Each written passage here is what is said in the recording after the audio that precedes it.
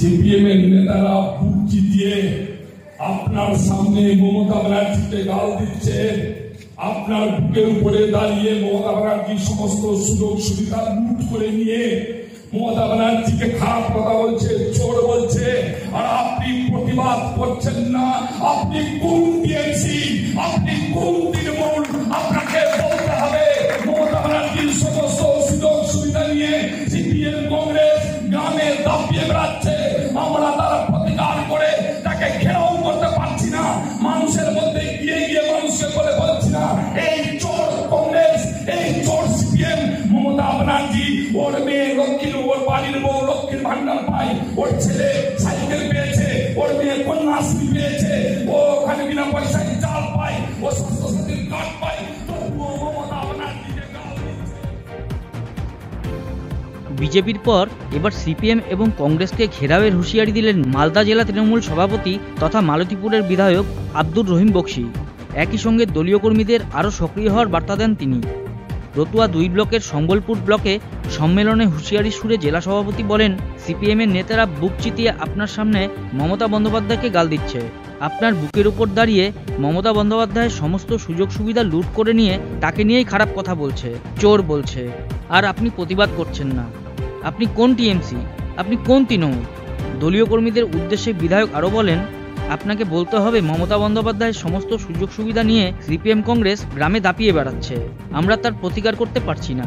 CPM কংগ্রেসকে ঘেরাও করুন। নেতারা, সিপিএম এর নেতারা যারা গ্রামের মানুষকে ভুল বুঝাচ্ছেন, তারা মমতা ব্যানার্জির সমস্ত সুযোগ সুবিধা নিচ্ছেন। ওই নেতারা যারা মানুষকে বলছেন মমতা ব্যানার্জি চোর, তারা আবার মমতা ব্যানার্জির চাল খাচ্ছেন, স্বাস্থ্যসাথীর কার্ড নিচ্ছেন, তার মেয়ে কন্যাশ্রী পাচ্ছে, তার মেয়ে রূপশ্রী পাচ্ছে, তার ছেলে সাইকেল, সবুজ সাথে সাইকেল পাচ্ছে, তার বউ আজকে লক্ষ্মীর ভান্ডার পাচ্ছেন, আর ও মানুষকে বলছে মমতা ব্যানার্জি চোর আছে।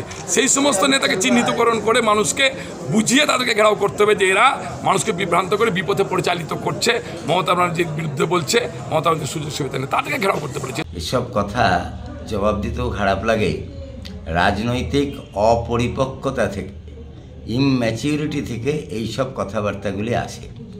রাজ্য সরকার, কেন্দ্রীয় সরকার চলে জনগণের ট্যাক্সের টাকায়। জনগণ ট্যাক্স দেয়, সেই টাকায় রাজ্য সরকার এবং কেন্দ্রীয় সরকার চলে। কারুর টাকা কেউ সুযোগ নিচ্ছে, সুবিধা নিচ্ছে, এটা কোনো কথাই হলো না। ফলে পশ্চিমবাংলার মানুষ যতটুকু যা সুযোগ সুবিধা পায় সেটা হচ্ছে জনগণের ট্যাক্সের টাকাতেই, জনগণের টাকায় জনগণের কাজ হয়। এর বাইরে তো কোনো কথা হতে পারে না। সরকার কারুর জমিদারির পয়সায় চলে না, 1। আর 2 নম্বর কথা হচ্ছে যে তৃণমূল কংগ্রেসকে রাজ্যের আপামর জনসাধারণ কেউ প্রকাশ্যে, কেউ আড়ালে আবডালে চোর বলছে। কেউ প্রকাশ্যে বলছে যার সাহস বেশি, আর যে একটু ভীতু প্রকৃতির সে আড়ালে আবডালে একা একা অন্য মানুষকে বলছে। চোর বলছে কিন্তু প্রায় 90% মানুষ। আর তৃণমূলের কাছে দাসত্ব লিখিয়ে রেখেছে এরকম কিছু লোকজন এখনও চোর বলতে পারছে না, কিন্তু মনে মনে তারা জানে যে তো গোটা দলটা চোরের দলে পরিণত হয়েছে। মন্ত্রী এমএলএরা যদি জেলে থাকে তাহলে চোর বলবে না তো কি সাধু বলবে?